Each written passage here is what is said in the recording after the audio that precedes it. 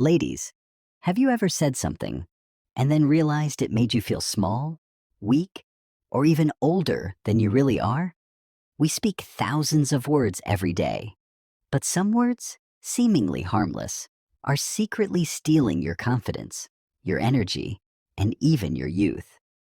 Today, I'm going to share 12 words you should stop saying if you're a woman over 70, because trust me, cutting these out can completely change your life. You might think, I don't say those things, but hold on, because the last word on this list is one you probably say every single day without realizing how dangerous it is. And here's the truth. Words have power. They shape how others see you, and more importantly, how you see yourself. So if you've ever caught yourself saying things like, I can't do that, or I'm too old to try, then stick around, because what you're about to hear will change the way you speak forever. So, what's the first word you need to eliminate? Let's get started. Word number 1, just. Why this word is harmful. Do you ever catch yourself saying things like, I just wanted to ask, I just think maybe we should? It sounds innocent, but here's the truth. Just makes you sound unsure, hesitant, and even apologetic for speaking up. When you use it, you weaken your own words, turning a strong statement into something timid. And here's something shocking. Research shows that women use just far more often than men. It's a habit we develop over time, and it silently chips away at our confidence. Real-life example. Imagine 2 women emailing their doctor about a health concern. I just wanted to check if this symptom is serious. I want to check if this symptom is serious. Who sounds more confident and self-assured? The second woman removes just and instantly sounds more assertive.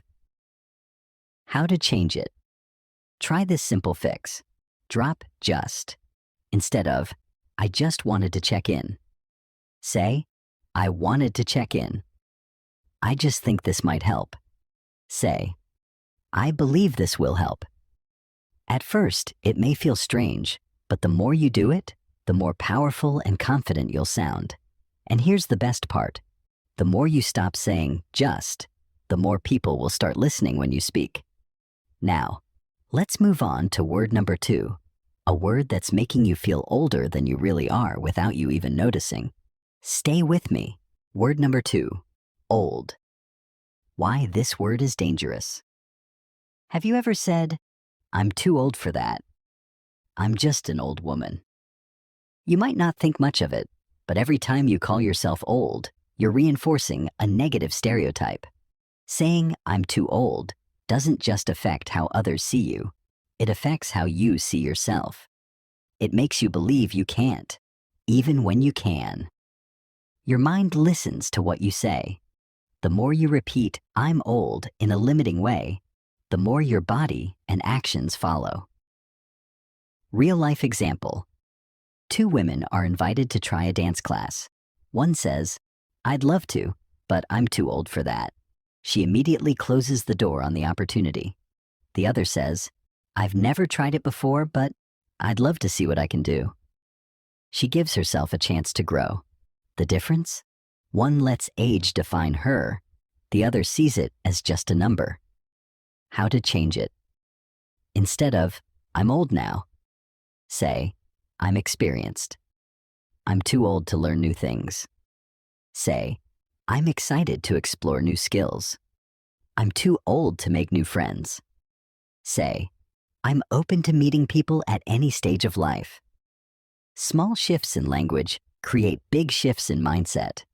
Age is just a number, but the words you use can make it feel like a limit. Next, we're going to talk about a word you say every day that quietly takes away your confidence, without you even realizing it. Let's keep going. Word number 3, sorry, when you don't need to be. Why it's a confidence killer. How often do you say, sorry, but can I say something? Sorry, I don't know how to do that. Sorry to bother you. Women tend to apologize even when they haven't done anything wrong. Over-apologizing makes you seem uncertain and undermines your worth. It tells people that you don't fully believe in yourself. And over time, they start believing it too. Real life example. Imagine you're late to meet a friend. You say, "Sorry, I'm late." It makes you sound guilty, even if it wasn't your fault. Instead, you say, "Thank you for waiting." Now you sound grateful, not guilty. See the difference? One makes you feel small.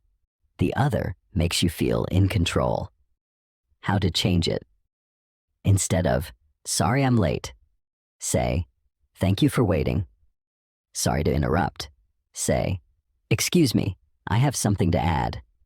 Sorry to bother you. Say, "Do you have a moment?" You don't need to apologize for taking up space. You deserve to speak with confidence. Stop apologizing for things that don't need an apology. You deserve to be heard. And next, we're going to tackle a word that silently holds you back from trying new things, even when you're completely capable. Let's keep going. Word number 4, can't. Why this word limits you. How many times have you said, "I can't learn technology. I can't travel like I used to. I can't start something new at my age"? The truth is, can't shuts the door before you even try. Most of the time, when we say, "I can't," what we really mean is, "I'm afraid," or "I haven't tried yet." So ask yourself, is it really true? Or is it just fear holding you back? Real life example. A woman sees her grandkids using a smartphone. She says, "I can't figure out all that technology," so she never tries. Another woman says, "I haven't learned this yet, but I'll give it a shot." She asks for help, watches a tutorial, and soon she's video calling her family with ease. One shuts the door, the other opens it. How to change it? Instead of, "I can't," say, "I'll give it a shot." I can't exercise anymore. Say, "I'm finding new ways to stay active." I can't make new friends. Say, "I'm excited to meet new people." The way you speak shapes the way you live. Replace can't with "I'll try." And watch how your world opens up. And next, we'll talk about a word that fills your life with guilt and pressure without you even realizing it. Let's keep going. Word number 5, should. Why this word fills you with guilt. How often do you catch yourself saying, "I should exercise more. I should visit my family more often. I should have saved more money when I was younger"? It might seem harmless, but every time you say should, you're adding a layer of guilt and pressure. It makes you feel like you're constantly falling short. Like no matter what you do, it's never enough. And let's be honest, women are experts at piling guilt on themselves. But here's the truth. You don't need more guilt. You need choices. Real life example. A woman tells herself, "I should exercise more." She feels guilty, but doesn't take action. Instead, she says, "I want to move my body because it makes me feel good." Now it's a choice, not an obligation. One makes her feel bad, the other empowers her. How to change it? Instead of, "I should exercise more," say, "I choose to move my body because it gives me energy."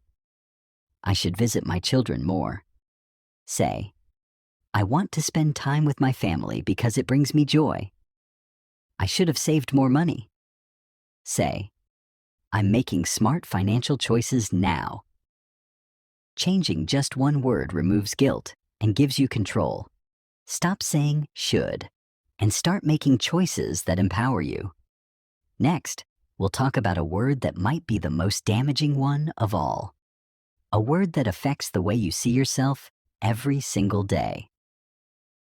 Let's keep going. Word number 6, ugly.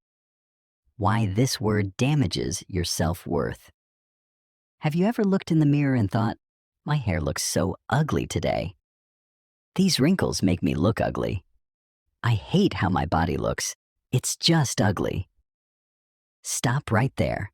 Every time you use the word ugly to describe yourself, you are reinforcing the idea that your worth is tied to your appearance. And here's the truth. Aging is not ugly. Every wrinkle tells a story. Every silver strand of hair reflects wisdom and grace. Your body has carried you through decades of life, love, and resilience. Why would you speak to yourself with words you'd never say to a friend? Real-life example. Two women look in the mirror. One says, "I look ugly." She feels defeated, avoids social events, and carries that negativity throughout the day. The other says, "I look natural and authentic." She smiles at herself, dresses with confidence, and steps out, feeling beautiful in her own way. The difference isn't in their faces, it's in their words. How to change it? Instead of, "I look ugly," say, "I am beautiful in my own way." My body looks ugly. Say, "My body is strong and has carried me through life." These wrinkles make me look ugly. Say, "These lines are a sign of a life well lived." The more you replace negative words with positive ones, the more you will start to see and feel the beauty that has always been there. You are not ugly. You are authentic. You are worthy. You are beautiful.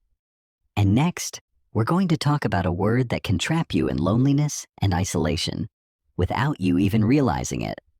Let's keep going. Word number 7, lonely. Why this word keeps you stuck in isolation. Have you ever said, "I feel so lonely. I'm always alone. No one really cares. I'm just lonely." Saying "I'm lonely" doesn't just describe your feelings, it reinforces them. The more you say it, the more your mind believes it, and the more you pull away from the very connections that could bring you joy. But here's something powerful to remember. Feeling lonely doesn't mean you're alone. Real-life example. Two women feel disconnected. One says, "I'm lonely." She stays home, avoids reaching out, and sinks deeper into isolation. The other says, "I am seeking connection." She joins a local group, reaches out to an old friend, and suddenly, she feels less alone. Same situation, completely different outcome. How to change it? Instead of, "I'm lonely," say, "I'm looking for new connections. I have no one." Say, "I'm open to meeting new people. I'm all alone." Say, "I'm finding ways to engage with my community." Your words shape your reality. Speak in a way that invites connection instead of pushing it away. You're not meant to be alone. The world still needs your laughter, your stories, and your presence. Next, we'll talk about a tiny word that does more damage than you think. A word that silently limits your opportunities every single day. Let's keep going. Word number 8, too. Why this word creates limits where there shouldn't be any. Have you ever said, "I'm too old to try that"? "I'm too tired to learn something new"? "It's too late for me to change." The word "too" makes everything sound like a dead end. It places imaginary limits on what you can do, limits that don't actually exist. But here's the truth. As long as you're breathing, it's not too late. Real-life example. Two women see a painting class advertised at a local center. One says, "I'm too old to start something new." She stays home. The other says, "I've never painted before, but I'd love to try." She signs up, makes new friends, and discovers a hidden talent. The difference? One lets age hold her back. The other embraces possibility. How to change it? Instead of, "I'm too old for that," say, "I'm excited to try something new." "I'm too tired to exercise." Say, "I'll move my body in a way that feels good." "It's too late to start over." Say, "Every day is a fresh start." What you believe shapes what you do. Choose words that open doors instead of closing them. You are never too old, too late, or too anything, unless you believe it. And next, we're going to talk about a phrase that sounds harmless, but actually shuts down conversations and keeps you from fully expressing yourself. Let's keep going. Word number 9, can't complain.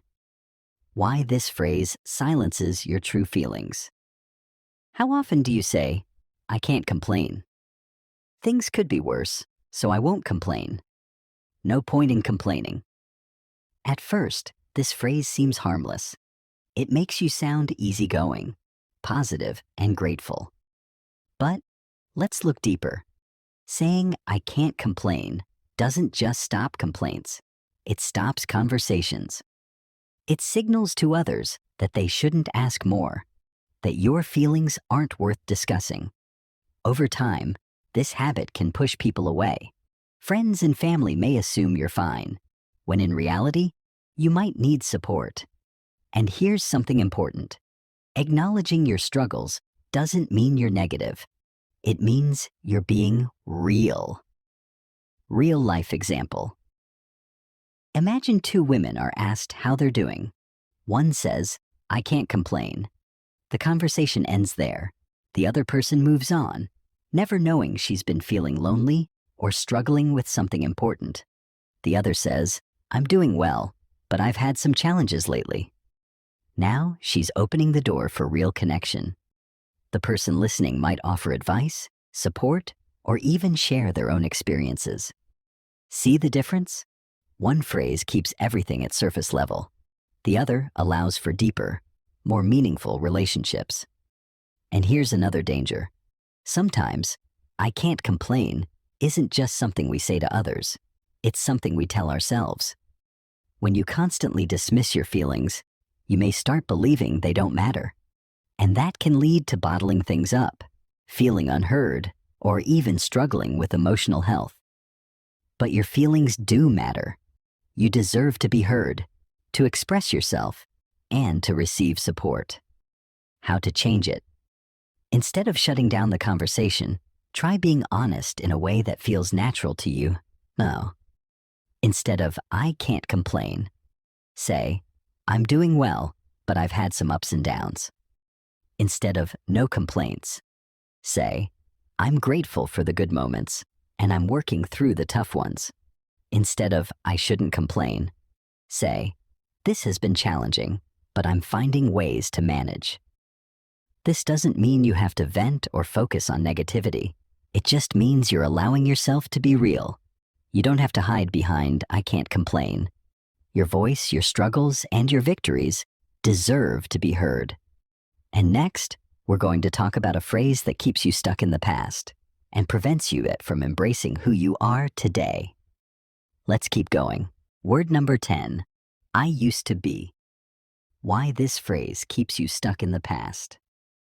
Have you ever caught yourself saying, I used to be so energetic, but now I get tired easily. I used to be fit, but those days are gone. I used to be more fun, but now I'm just old. At first, it may seem like you're just reminiscing, but here's the problem. Every time you say, I used to be, you're comparing your present self to your past self and finding yourself lacking. It's like holding up a magnifying glass to everything you think you've lost, while ignoring everything you've gained.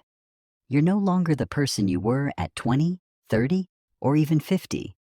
But that doesn't mean you're less. It means you're different. Real life example. 2 women reflect on their lives. One says, I used to be so fit, but now my body just isn't the same. She feels defeated and avoids exercise altogether. The other says, my body has changed, but I still love moving in ways that feel good for me now. She focuses on what she can do, rather than what she used to do. The difference? One stays stuck in the past. The other embraces the present. And here's something powerful. Your best years are not behind you. What if, instead of saying, I used to be more fun, you focused on what makes you feel alive today? What if, instead of saying, I used to be strong, you focused on how resilient you have become. Because who you are now is worth celebrating. How to change it. Instead of, I used to be fit, say, I'm finding new ways to stay active that work for me now. I used to have so much energy. Say, I prioritize my energy for what truly matters. I used to be confident. Say, I am learning to love and appreciate who I am today. Small shifts in language create big shifts in mindset. Your past shaped you, but it does not define you. The person you are today is just as valuable, just as strong, and just as worthy. And next, we're going to talk about a phrase that can keep you stuck in old patterns without you even realizing it. Let's keep going. Word number 11. It's always been this way. Why this phrase keeps you stuck in old patterns. Have you ever said, this is how I've always done things. It's always been this way in my family. I've never changed before, so why start now? This phrase might feel safe and familiar, but in reality, it's one of the most limiting things you can say. Saying, it's always been this way, keeps you from growing, from learning, and from experiencing new joys in life. It's a phrase that closes doors instead of opening them. Real-life example. Two women are given an opportunity to try something new. One says, I've never done that before. It's always been this way, so I'll just stick to what I know. She stays in her comfort zone, even if she's not truly happy. The other says, I've never done this before, but why not try? She discovers new friendships, new skills, and new confidence. One stays stuck in routine. The other embraces possibility. Which one do you want to be? How to change it. Instead of, it's always been this way, say, I'm open to trying new things. I've always done it like this. Say, maybe there's a better way. I've never changed before. Say, it's never too late to try something new. Change doesn't have to be big. It just has to be possible. The past is behind you. The future is wide open. You get to decide what happens next. And next, we'll talk about the final word on this list. A word that seems completely harmless, but could be the one thing holding you back the most. Let's keep going. Word number 12, I'm fine. Why this phrase hides your true needs. How often do you say, I'm fine? Everything's okay? Don't worry about me, I'm fine. At first, it seems polite, like you're being strong and independent. But here's the truth. I'm fine is often a shield. It's a phrase we use to avoid deeper conversations, to hide our struggles, and to keep people at a distance. And over time, it can become a habit that isolates you. Real-life example. Two women are feeling overwhelmed. One says, I'm fine. She doesn't ask for help. She doesn't express how she really feels. She struggles alone. The other says, I've been feeling a little off lately. She opens up, allowing people to support and connect with her. Which woman do you think feels more seen, heard, and understood? The truth is, you don't have to carry everything alone. How to change it. Instead of, I'm fine, say, I could use a listening ear today. Don't worry about me. Say, I appreciate your concern. I'd love to talk. It's nothing.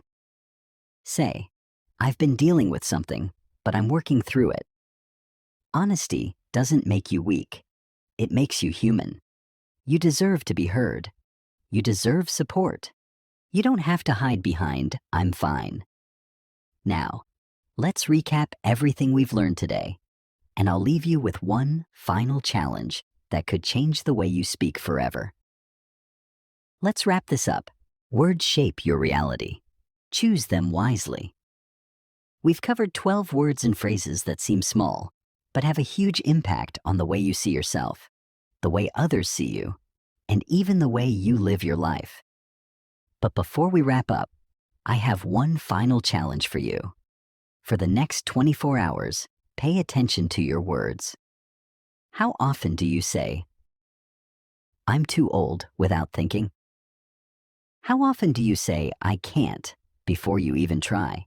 How many times do you say, "I'm fine," when you're actually struggling? Final. Reveal. The most important word to remove from your vocabulary.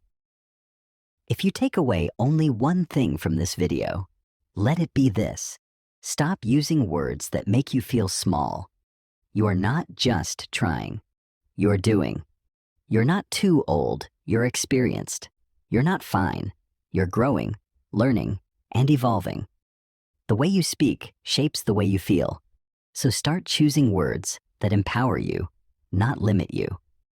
Now, I want to hear from you. Drop a comment below and tell me, which word are you committing to stop saying today? And if this video helped you, hit the like button and subscribe for more content to keep you living confidently, vibrantly, and without limits. At any age. Remember, your words create your world. Make sure they're building you up, not holding you back. See you in the next video.